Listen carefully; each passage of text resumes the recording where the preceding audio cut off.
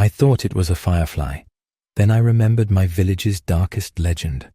I still remember the humid night air pressing against my skin as I lay on my cot, listening to the distant croak of frogs and the rustle of leaves stirred by a gentle breeze.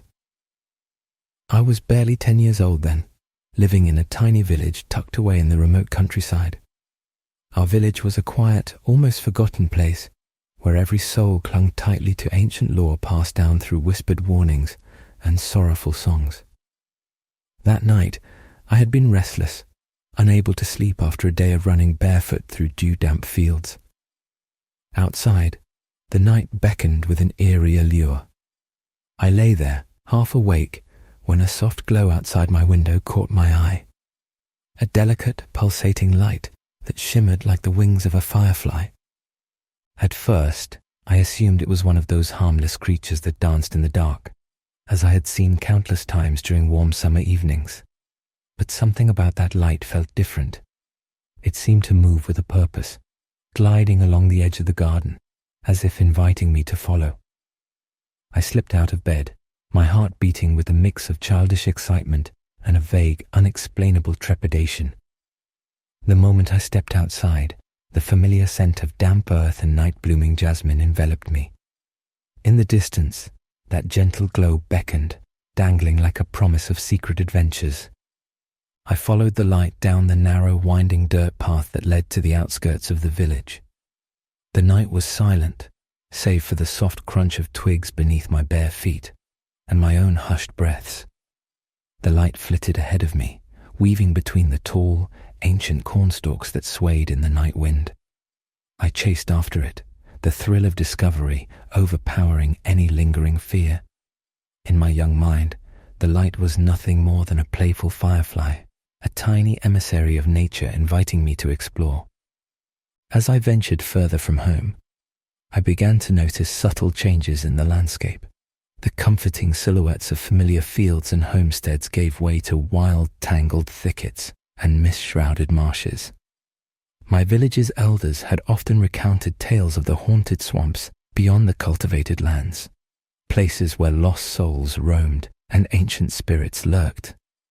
They spoke in hushed tones about a curse, an old legend that warned of lights in the darkness that lured unsuspecting wanderers away from the safety of home. I had dismissed those stories as the fanciful ramblings of superstitious minds, but now a chill began to creep along my spine as I realized that I was straying from the beaten path. The glow led me to the edge of a sprawling marsh, its surface broken only by sporadic patches of murky water reflecting the feeble light of a waning moon. The air was thick with the scent of decaying vegetation, and an oppressive silence settled around me. In that moment, the playful firefly illusion shattered. I recalled the cautionary tales whispered by my grandmother, a wise woman who had survived many a harsh winter and whose eyes always held secrets of the old ways. She had told me that in our village there were spirits known as the Luminous Wanderers, spectral entities that took the guise of fireflies to seduce the curious and the lost into the treacherous swamps, where they would vanish without a trace. My heart pounded louder, and my mind raced with a dreadful realization. Could it be that I had been led astray by one of these malevolent beings? The once enchanting glow now seemed sinister, a mocking imitation of innocence that beckoned me deeper into danger. Despite the rising terror within me, an inexplicable force urged me forward, as if the night itself had woven a spell around my senses. I stepped closer to the water's edge, and the light paused as though acknowledging my presence. I was rooted in place, caught between the instinct to flee and the hypnotic pull of the unknown. The marsh before me was an expanse of shadow and murk, where the ground squelched underfoot and unseen creatures stirred beneath the surface. I could almost feel eyes watching me from the dark recesses of the swamp. In that moment, I wished for the comforting sound of my mother's voice, or the warm embrace of my father's hand. But I was utterly alone in this forsaken place. As I hesitated, a low, whispering sound began to emanate from the darkness, a susurration that seemed to speak in a language older than time itself. It was a sound that resonated in the depths of my soul, carrying with it the weight of ancient sorrow and relentless despair. The light shimmered again, its brilliance now tinged with a haunting melancholy, and I realized that I was standing at the threshold of a realm where mortal logic faltered and the supernatural reigned. I took a tentative step forward, my senses on high alert. Every instinct urged me to run, but the lure of the glow was overwhelming. I recall thinking that if I could just touch it, perhaps I could unravel its mystery and return safely home with a tale of wonder to tell. But as my hand neared the light, the air around me grew colder, and I felt as though I was stepping into a dream that had turned into a nightmare. The marsh seemed to come alive as I inched forward. Shadows stretched and twisted, coalescing into shapes that defied explanation. I caught fleeting glimpses of figures moving just beyond the edge of my vision, translucent forms that glided silently across the water, their faces obscured by sorrow and anguish. It was then that I realized the horrifying truth. These were the Luminous Wanderers, the tormented souls doomed to wander the swamps, forever caught between life and death. They had once been villagers like me, but a terrible fate had befallen them, cursing them to roam the night as spectral guides for the unwary. In that bleak moment, terror took hold of me.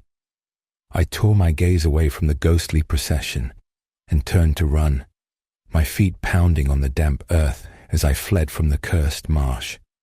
The whispering voices rose in a cacophony of mournful cries, echoing behind me as if to chase my every step. The light, now frantic and erratic, darted through the trees, as if mocking my desperate escape. Every instinct screamed that I should never have ventured into the darkness alone, that the legends were not mere bedtime stories, but grim warnings etched into the fabric of our history.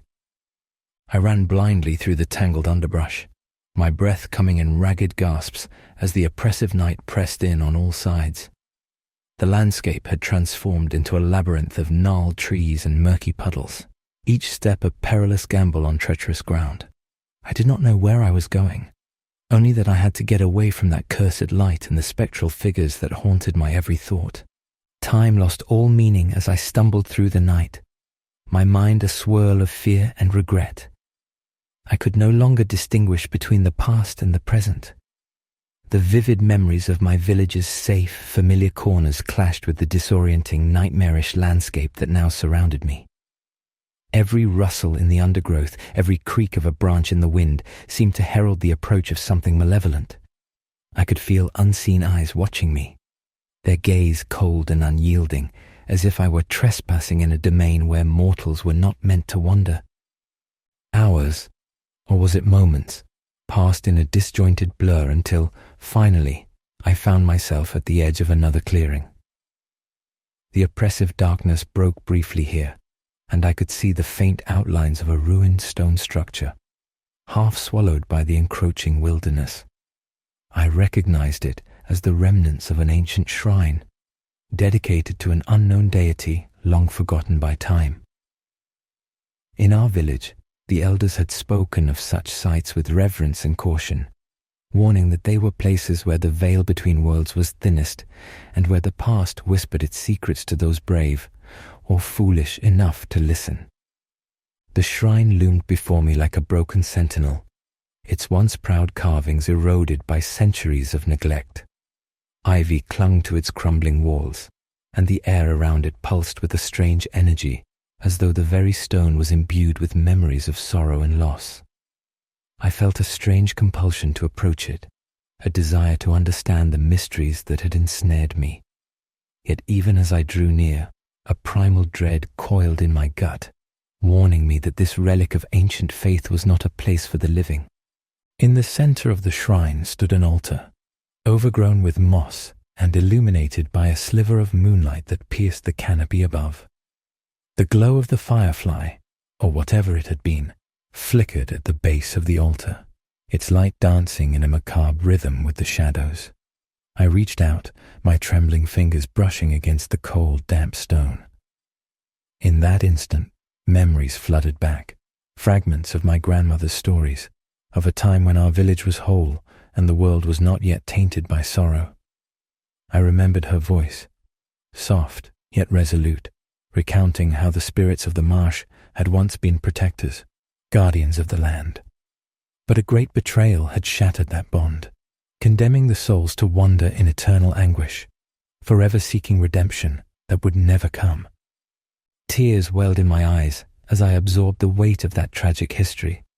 I felt a deep kinship with those lost souls, a shared sense of isolation and despair. But I also sensed that they held me accountable for some forgotten transgression, a link between the living and the dead that I could not yet understand. The whispering voices around me grew louder, their mournful cadence filling the silence, as if urging me to atone for sins I had never committed. The altar seemed to pulse with life, the glow intensifying until it bathed me in an otherworldly light. In that surreal moment, I no longer felt like a frightened child, but rather like an unwilling participant in an ancient ritual, a ritual that spanned centuries and connected the fates of the living and the dead. The spectral figures reappeared, their forms swirling around me in a spectral dance of grief and despair. Their eyes, if they could be called that, held a profound sadness, as if they were silently pleading for a deliverance that had eluded them in life and would surely elude them in death. I sank to my knees before the altar, overcome by a mixture of dread and compassion. The voices swirled around me, a chorus of sorrow that transcended words. In that communion with the lost souls, I felt a strange sense of absolution, a deep, melancholic understanding that our destinies were inextricably entwined. I whispered apologies into the night, words meant for spirits long departed, and begged for forgiveness for my trespass into their haunted realm. It was then that I noticed something startling, a subtle change in the light that had guided me here. It shimmered with an almost human warmth, its intensity softening, as if it were responding to my earnest plea. The spectral figures paused, their sorrowful procession halting in a moment of quiet reverence. The altar, bathed in the gentle glow, seemed to cradle the light like a living ember of hope amid the pervasive despair. For a brief, transcendent moment, the boundary between the living and the dead blurred. I saw visions of the past, my village as it once was, vibrant and full of life, where laughter and song filled the air, and the spirits of the land were honored with love rather than fear. I saw my ancestors, their faces radiant with the wisdom of ages, gathering under the same moonlight to celebrate the rhythms of nature. And I saw the fateful event that had cast a shadow over our village, a betrayal so profound that it had split the community, condemning the innocent souls to wander in perpetual twilight.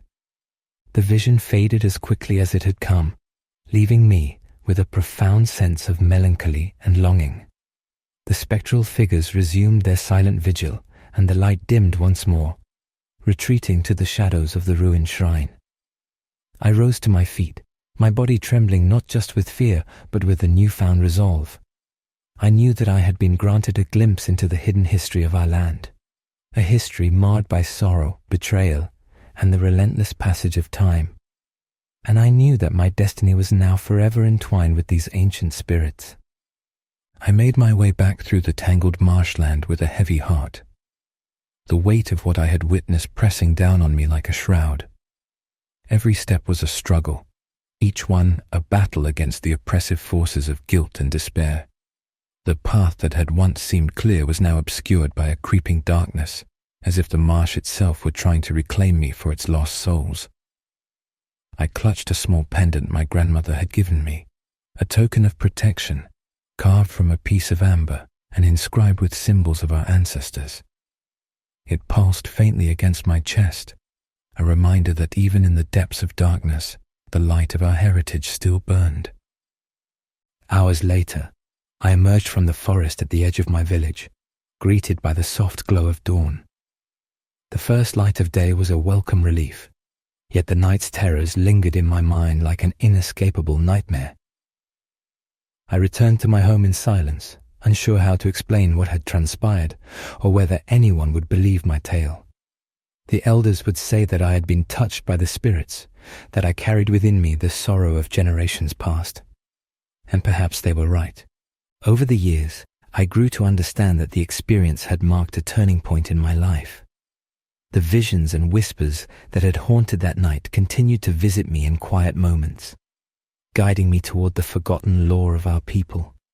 I became a reluctant keeper of our village's darkest secrets, gathering the scattered fragments of ancient rituals and stories from elders and dusty manuscripts. I learned that the Luminous Wanderers were not malevolent by nature, but were instead tragic figures, tormented by a fate they had not chosen. Their luminous guise was a cry for help, a desperate plea to be remembered and redeemed. I dedicated my life to unraveling the mysteries of our ancestral past, traveling to distant ruins and forgotten temples in search of answers. I encountered other villages and tribes who spoke of similar phenomena, of spirits that glowed like fireflies and led the curious into perilous swamps. In every corner of the countryside, the lore was rich and varied, yet the common thread was unmistakable: a deep-seated fear of the night's ephemeral lights and a reverence for the unseen forces that govern the natural world. As I delved deeper into these traditions, I began to see patterns in the tales, a shared mythology that transcended cultural boundaries. The luminous lights were often seen as the souls of the departed, caught between worlds and seeking passage to a realm of eternal peace. In some cultures, these lights were believed to be messengers from the afterlife, offering guidance and wisdom to those willing to heed their call. In others, they were ominous harbingers of doom, drawing the unwary into the clutches of a vengeful spirit realm. The duality of these beliefs, the simultaneous fear and reverence for the spectral glow, mirrored the complex relationship we humans have always had with the mysteries of life and death. In my own journey, I encountered scholars and mystics who taught me that the veil between worlds is at its thinnest during moments of profound emotional upheaval. The night I followed that glowing light had been one of many turning points in my life, a moment when I was forced to confront the legacy of my ancestors and the burden of their unfulfilled desires. It was as if the spirits had chosen me as their intermediary, entrusting me with the task of preserving their memories and guiding others away from the same fate.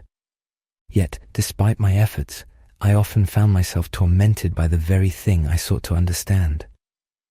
The whispers of the lost souls haunted my dreams, their voices a constant reminder of the fragile boundary between the living and the dead. There were nights when I would awaken in a cold sweat, the spectral glow of the firefly-like lights lingering at the edge of my vision.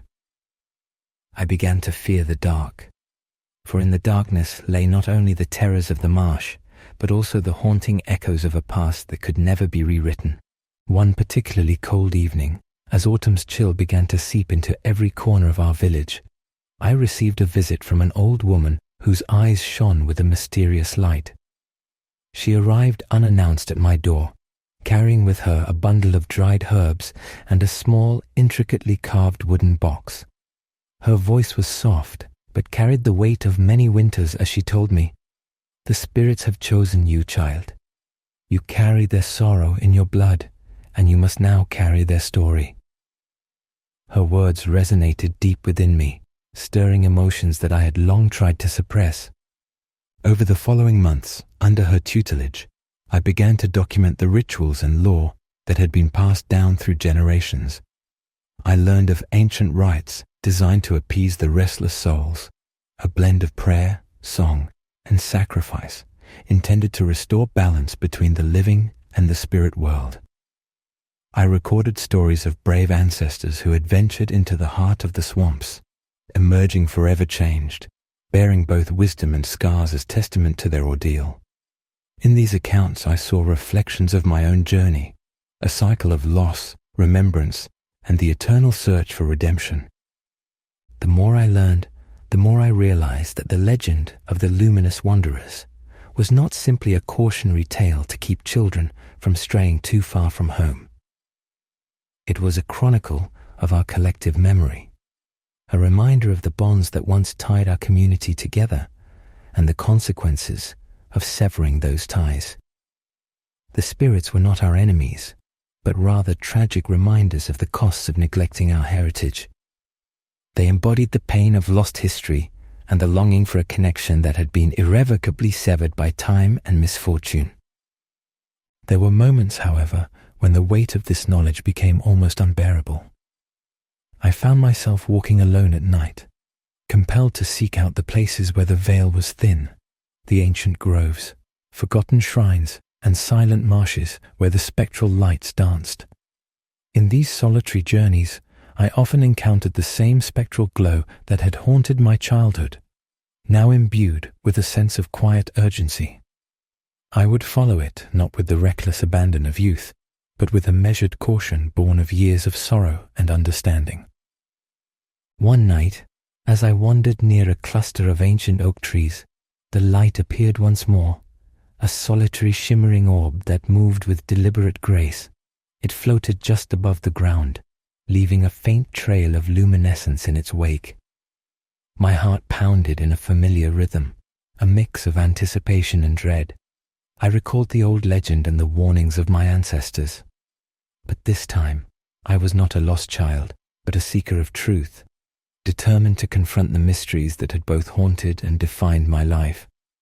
I followed the orb through a narrow, winding trail that led into a dense thicket of ferns and brambles. The moon hid behind a veil of clouds, leaving the forest bathed in an otherworldly darkness, punctuated only by the orb's gentle glow. Every step I took was accompanied by the crunch of dried leaves and the soft murmur of unseen life stirring in the undergrowth. I felt both a profound isolation and a deep connection to the natural world, a realization that, in our darkest moments, we are never truly alone. At the heart of the forest, I came upon a clearing encircled by ancient stones covered in moss and lichen. In the center of the clearing lay a shallow pool of water, its surface perfectly still and reflective like a mirror. The orb hovered above the pool, its light dancing on the rippling surface as if urging me to look closer. I knelt by the edge, peering into the depths, and what I saw shook me to the core. Within the water's reflection, I saw a montage of images, a tapestry of faces, places, and events that spanned centuries. I saw the proud visages of my forebears, their eyes full of hope and determination. I saw the ruins of our village's ancient temple, a place of reverence and ritual, where the boundary between the mortal and the divine had once been celebrated. I saw the anguished faces of those lost to the swamps, their forms blurred and ephemeral, reaching out as if to reclaim something that had been stolen from them. And in the midst of it all, I saw myself, a lone figure, caught between the past and the present, destined to bear the burden of remembrance. Tears streamed down my face as the images swirled before me, each one a poignant reminder of a history I had only begun to understand. The orb's light grew brighter, and in that luminous glow, I felt a surge of clarity, a realization that the spirits were not here to harm me, but to guide me toward healing. The pool of water became a portal, not to the realm of the dead, but to the heart of our shared legacy. I understood then that our traditions, our stories, and even our tragedies were the threads that wove the fabric of our collective identity. To forget them was to sever the ties that bound us to one another and to the very essence of life itself. In that transformative moment, I made a silent vow to honor the memories of those lost souls and to carry their stories forward. I gathered a handful of water from the pool, letting it run through my fingers as a symbol of the fragile connection between the past and the present. I whispered promises to the spirits, promises to remember, to learn, and to keep alive the ancient wisdom that had once united our community. The orb pulsed softly in response, its light fading gradually as if acknowledging my oath. I returned to the village with a newfound sense of purpose and a heavy heart, aware that the journey ahead would be fraught with both beauty and sorrow. I dedicated my remaining days to preserving the lore of my people, to ensuring that the legends of the Luminous Wanderers and the spirits of the marsh were never forgotten. I recorded every tale I could gather, every whispered memory passed down by the elders, and every glimpse of the spectral lights that danced on the fringes of our world. My writings became a chronicle of both joy and despair, a testament to the enduring power of tradition and the unyielding spirit of those who dare to remember. Now, as I sit by my window on quiet nights, I can still see the faint glow of those spectral lights in the distance, dancing like memories across the darkened fields. They serve as a reminder of that fateful night when I first followed the glow, and of the ancient bond that ties us all to the land and its hidden past. I know that the spirits of the lost wander, not as malevolent forces, but as silent custodians of a legacy that transcends time. Their glow is a beacon, a gentle call to remember, to learn, and to embrace the bittersweet tapestry of our shared history. I thought it was just a firefly when I first saw that light outside my window, but now I understand that it was a harbinger of the profound and painful truths that lay buried in the darkness. It led me on a path of discovery and sorrow, one that transformed my childhood wonder into a lifelong mission of remembrance and healing. The legend of our village's darkest night is not merely a tale of terror, but a living testament to the enduring power of memory and the unbreakable bonds between generations. And so, I share my story with you not as a cautionary fable, but as a heartfelt plea to honor the past, to respect the forces that shape our lives, and to remember that even in the midst of darkness, there is a light that guides us home. In that light, we find the strength to face our deepest fears and the wisdom to embrace the fragility of life. The spectral glow that once led me astray now illuminates the path of understanding, bridging the divide between the living and the dead, the remembered and the forgotten. I carry that light within me every day, a quiet, steady flame that whispers of ancient souls and the sacred duty of remembrance. And as long as I breathe, I will continue to follow its call, even if it leads me into the depths of forgotten swamps and haunted ruins. For in every glimmer of that otherworldly glow, I see not only the spectres of my past, but the promise of a future where our stories endure, woven into the very fabric of our existence. Perhaps one day, when my own memories fade into the twilight of time, another child will be drawn to that mysterious light, a tiny beacon in the vast dark night. And I hope that they too will listen to the echoes of the past, the voices of the lost, and the enduring message that our heritage is not something to fear, but a legacy to cherish and protect. For in every flicker of that spectral glow lies the soul of our people, a reminder that even in the depths of despair there is beauty, there is hope, and there is the unbreakable bond of memory that transcends the boundaries of life and death. I thought it was a firefly. Then I remembered my village's darkest legend.